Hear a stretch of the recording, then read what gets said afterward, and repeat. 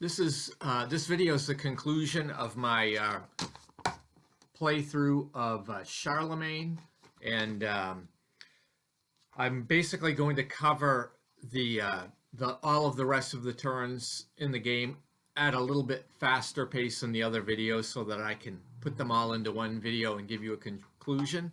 So I hope that you are able to enjoy this. While I'm here, some of the comments that I wanted to highlight in this game, I think the game does a good job. I know some people find it ahistorical, but it was a very chaotic period, and it's done so broad brush. I understand it, but a lot of the agency is ended up taken from the random events table is quite a problem, causing a lot of upheaval all the time. So Charlemagne's always going to be putting forth diplomatic effort to get people back in, to supporting the empire that he's trying to build. So that's one of the things that happens. The other thing is that it's quite easy for the empire to buy up all of the stratagem. And I know there's been some suggestions, and I think even Miranda may have made the suggestions of limiting the amount of money you can spend to buy those stratagem back, but I don't know how much of a difference that would really make. But what can end up happening is the tribal player can't really do much about the efforts of Charlemagne when he's using those points, and he's got to take advantage.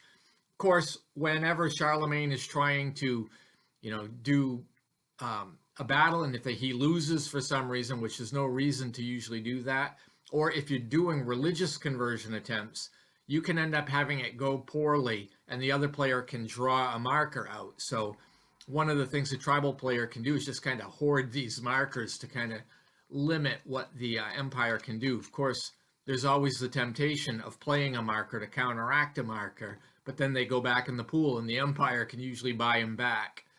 So anyway, that's just a couple of observations. I think the game played fine, and I was able to complete it, so enjoy.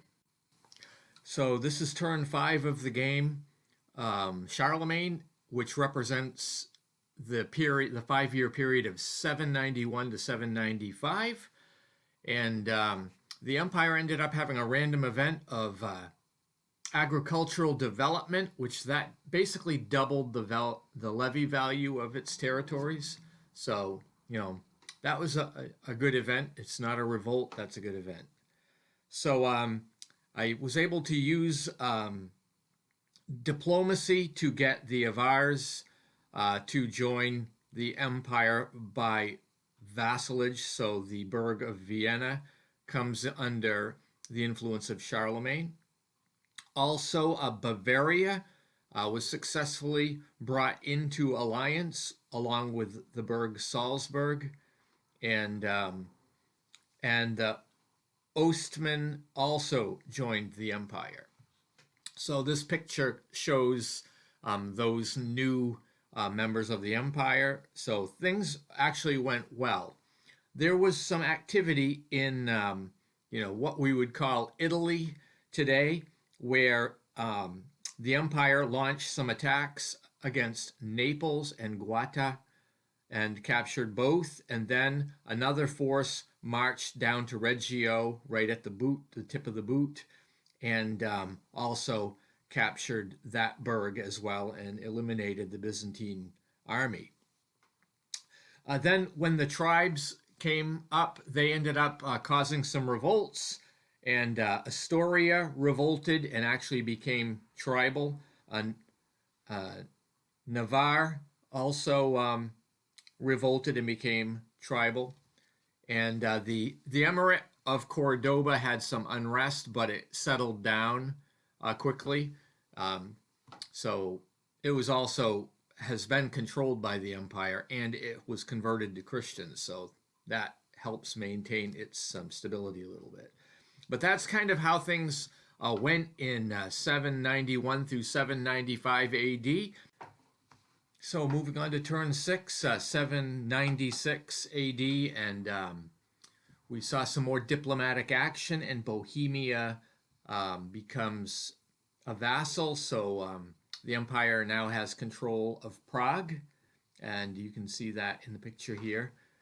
There was also some engagements. I mean, a lot of diplomacy failed this time, but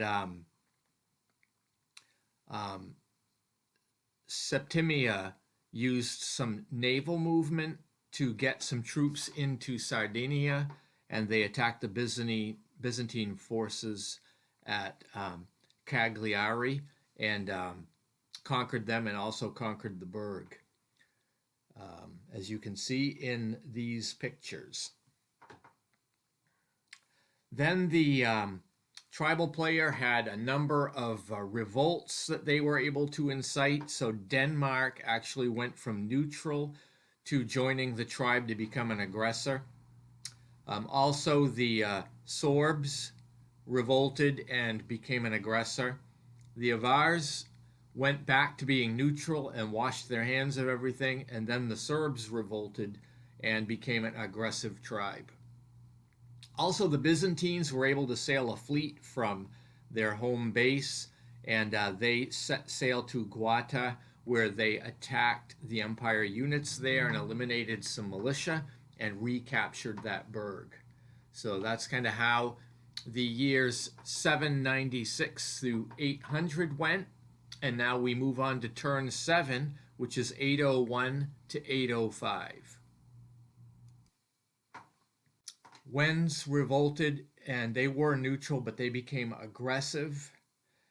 And also the Avars revolted, and they went from being neutral to being aggressive, as shown in this next picture.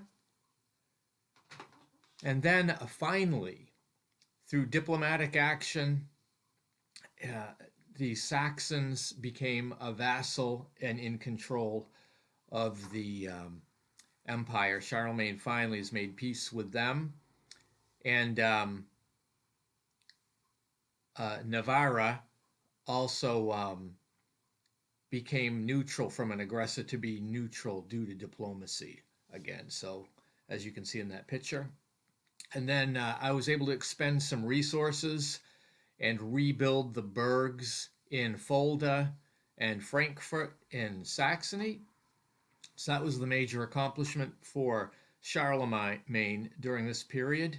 And then during the tribal time, Spoleto revolted, and they went from being neutral to being aggressive again. Otherwise, not a lot happened. The tribal player did levy some forces, but it was not profitable at this stage to be too aggressive. So that is how the years 1801 to 1805 went, turn 7. So during turn 8, which represents 806 to 810 AD, the big events are that Navarra returned as a vassal to Charlemagne's control, as did Asturia. And the main diplomatic efforts actually were put forth religiously in Saxony, attempting to convert the Saxon region into Christianity from pagan, but it failed. And then during the tribal players' turn, the big news was they had enough money to buy a bunch of chits that were used for the missionary work. And then Brittany ended up revolting and became aggressive at joining the tribes, as you can see in this picture. And that basically brings us to the last turn in the game, turn 9, which represents 811 to, 814, I think. So turn 9 takes us right up to the end of, I believe, Charlemagne's life. And what ended up happening, the main event was that Bohemia revolted and became neutral. But then during diplomacy, Charlemagne was able to have a delegation kind of woo them back into the club. So it was really ended up being no effect except spending resources, which Charlemagne has plenty of. And then Spoleto went from being aggressive to back to being neutral after being appeased with some efforts. Then later in the turn, there was a natural disaster happened, and it ended up affecting a civilization that was destroyed in Valencia. So that's going to basically take a victory point away from the empire. And so when I tallied everything up, you get victory points for the levy value of each area the empire controls, plus a point for each burg that is controlled if it's not pillaged. And then finally, a point for every civilization that has been built. So when I tallied all this up, Charlemagne, the empire, had 76 victory points, which actually transfers to a marginal victory for the empire. It's kind of a middle of the road there. I mean, if I would have had a few more points, it still would have been a marginal victory. In fact, I believe to have a better victory than that, which would be a regional victory, I would have needed at least 80 points. So I was 4 short of that. And the total victory would have been 100 or more points, which I didn't attain. So that's kind of how this game went. And thank you for watching, and I hope you have a great day.